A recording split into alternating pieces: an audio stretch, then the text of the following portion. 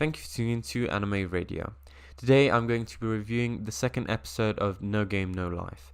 Before I start, I'd like to alert you all that this video will have a lot of spoilers, so if you want to watch the anime, I suggest stopping the video and enjoying the anime. If you're still here, then let's start this review. The episode starts with us seeing the girl that was dueling in the first episode.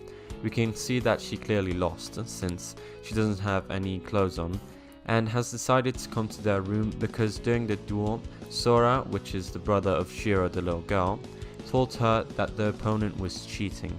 This obviously piqued her interest since the match was very important for reasons we will discover later in this episode. After she enters the room asking how they knew that the girl was cheating, they don't answer her. Instead, they ridicule her for making such simple mistakes like letting her emotions get the best of her. This was done on purpose to anger her and challenge her to a game. As we will see, it isn't much of a challenge for them. After nearly getting slapped in the face, the game chosen by Sora is rock paper scissors with a twist.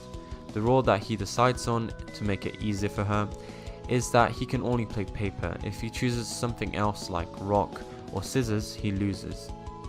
But if he chooses, for example, rock and she chooses paper, she loses as well. So it's a tie.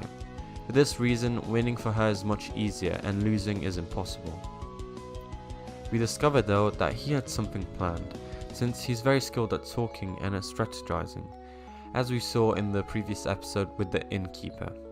So he's able to distract her by giving an intimidating look, affecting her judgment. After she thinks of all the possible scenarios, she decides to go for scissors, since in this way, 2 out of 3 of the times she will win and 1 out of 3 of the times she will tie. Sora obviously knew this, so he went for rock, making it indeed a tie. Straight after the match, he starts shaming her for losing in such a way, explaining the whole plan he had from the beginning. Since it's a tie, the reward is that Sora can ask a small favor, but he has to give her a hint of how her previous opponent cheated. Since he is quite a virgin, he asks her to fall in love with him, and surprisingly this actually works. She falls or starts falling in love with him, and this shows another comedic scene where we get a bonus JoJo reference, since the creator of No Game No Life is a huge fan of JoJo. We will see these references throughout the whole anime, so be warned. During a quote-unquote fight, she separates him from his sister, and we discover that they can't be apart from each other or they will freak out. It isn't something important, or it doesn't seem like something important, but I wanted to mention it because it shows how much these two characters are actually connected. This is an important aspect of this anime, as we will see in the near future.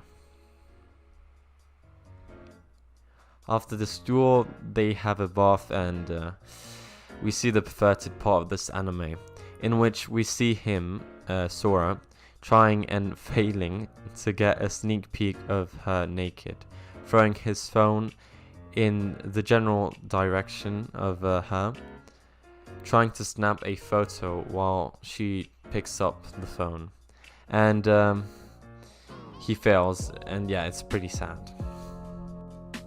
Anyway, they get dressed and head to the balcony, where Stephanie, which is the girl that they just dueled, starts to explain to them the world they live in, explaining the factions and how the land is divided. We come to know that humanity is the weakest, because they have zero affinity with magic. This makes them very weak, but makes the elves strong, having the most amount of affinity for magic.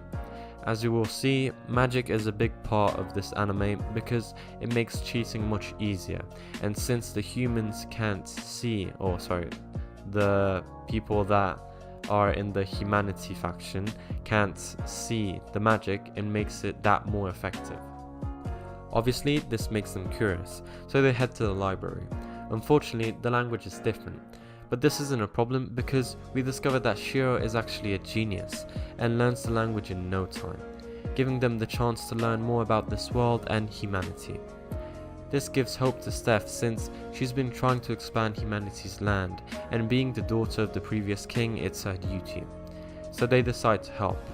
This is the factor that drives the entire anime. The first step is to become the king.